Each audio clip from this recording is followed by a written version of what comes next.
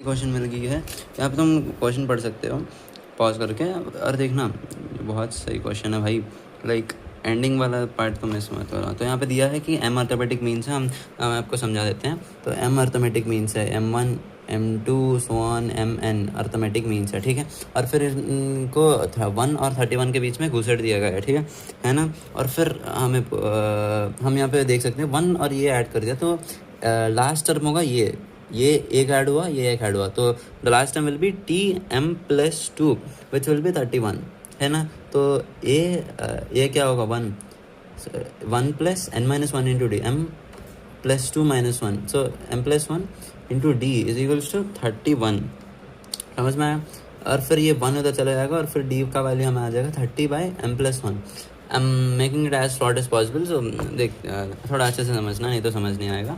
फिर हमें पूछा है एक और, हमें दिया है so that the ratio of 7th and the M-1th term means 5:9। सो हमें सेवन्थ टर्म क्या होगा यहाँ पे, 8th टर्म होगा, क्योंकि हमने 1 ऐड किया है ना।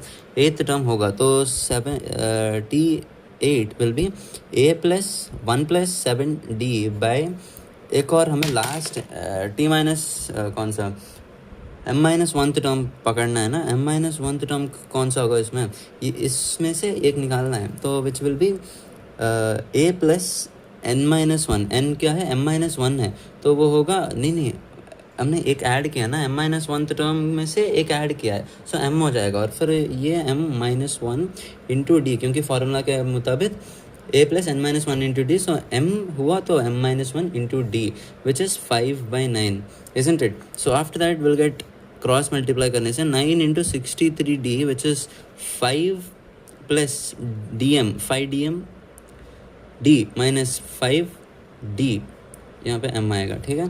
समझ में आ रहा है ना। तो अभी 9 और ये हो जाएगा 4, और इसको उधर भेज देते हैं 5DM, इसको उधर भेजने से -68D। हम यहाँ पे D कॉमन निकाल लेते हैं। 4 इक्वल्स टू D का वैल्यू हमें पता है, यहाँ के D का वैल्यू था 30/M+1, हमें यहाँ पे D कॉमन निकलेगा तो 5M माइनस यहाँ पे D कॉमन निकलेगा तो 68। सो इजंट इट, ये उधर मार देते हैं 4M+4 equals to 30 into this 150, और फिर 30 इंटू दिस 3 कुछ करने से 204, तो 204 ठीक है बस। फिर 150M ये हो जाएगा 146M, उधर आने से ये उधर आने से 2044, और यहाँ पे कैंसिल होने से 73, और यहाँ पे 1022 आने वाला है, बट ये 73 इज़ प्राइम नंबर था। तो यहाँ पे हमें कन्फ्यूजन आने जा रही है कि 73 तो एक प्राइम नंबर है, इसका तो